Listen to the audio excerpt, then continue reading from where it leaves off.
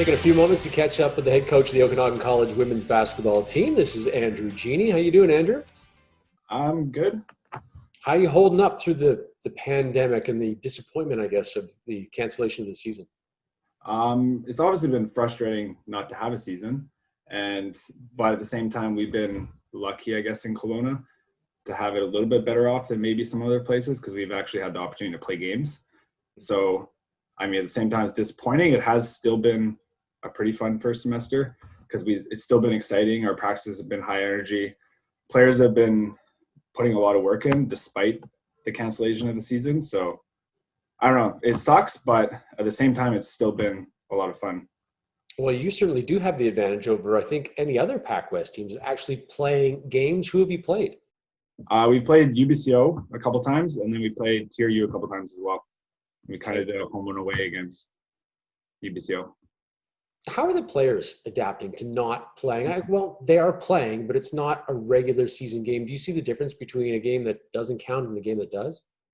I think the biggest difference I see right now is, and not even like the energy. I think our energy is really high. So like it's obviously the excitement of only being able to play 4 games and not knowing if you're going to play another game for the rest of the year. So the energy level going into games has definitely been extremely high from the start all the way to the finish. And that's been from both teams. Like we play UBCO, TRU.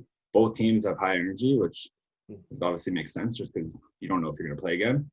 And then you just always know there's a difference because usually throughout a first semester, for us at least, there's a lot of travel. You have to go to Vancouver, Victoria, and you're kind of worn down by the end of the semester. Whereas right now, like physically at least, they don't really seem too worn down.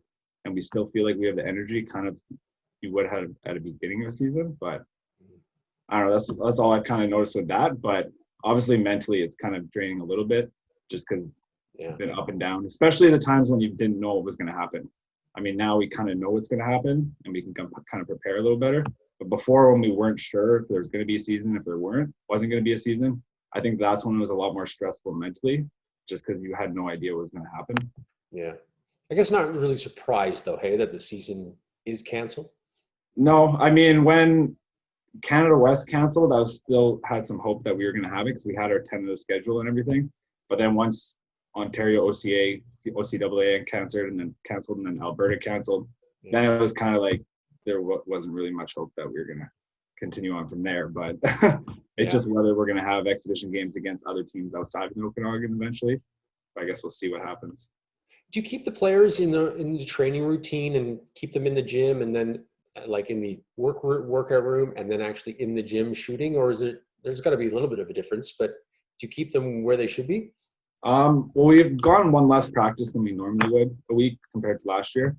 And we've actually done a lot more strength training this year because of this, because we're not traveling. So we do 2 days a week until now. Now we can't actually do it anymore, but because of the restrictions and everything. So there's no team training for strength training, but we do it with Aspire Andrew Licurgo. So he works with our team on strength training twice a week and we go with him and then they come in twice a week outside of that as well.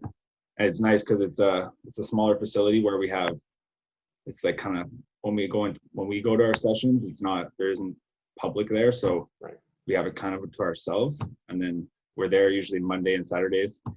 And then the men's team goes after us as well. So it's pretty good in terms of COVID protocol because we have a facility to ourselves. Yeah. And then it's been good because it actually has helped a lot of players get stronger and not having to worry about getting worn down from all the road trips and then kind of back off on some of the stuff we're doing.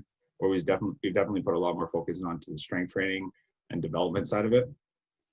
So now what though? Do you give them a bit of an extended Christmas break or an exam break, or are you going to whip them into shape for the rest of the holidays? It's funny because I was actually talking to Bobby at UBCO about it and trying to see what they were doing.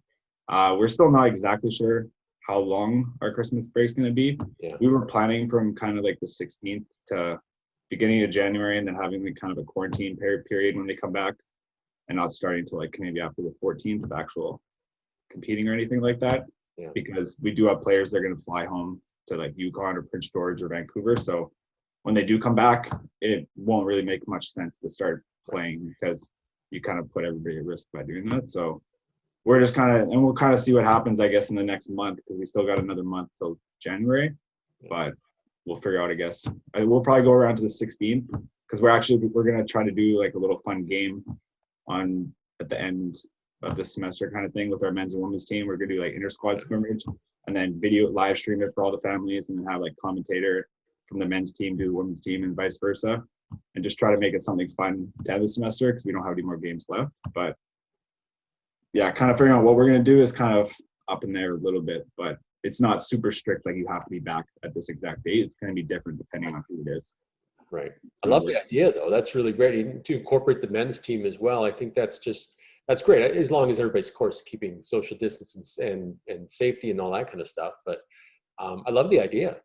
Yeah, it's nice because our actual practice facility is pretty big. So we have 2 full courts. So having them on the separate court and wearing masks and everything, and then having us on the other court and then just be there to watch kind of thing.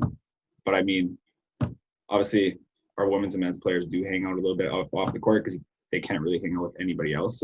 Yeah. Because we've been pretty good in terms of just staying within our bubble of our men's and women's teams. So then that's really only the people they hang out with outside their family, maybe. Yeah. I tell you what, those red jerseys on the ladies look fantastic. Those are new jerseys. I guess it's the year being canceled, even extra disappointment because you can't even debut these new jerseys. Yeah, we don't get to play them in an actual game, but at least we get to play them in the exhibition games. And the nice part is we got some pictures. So yeah. Carrie got us some pictures, so that helped out. Yeah. Well, hey, listen, thanks for doing this. Stay safe, stay healthy, and have a great holiday break. All right, thanks.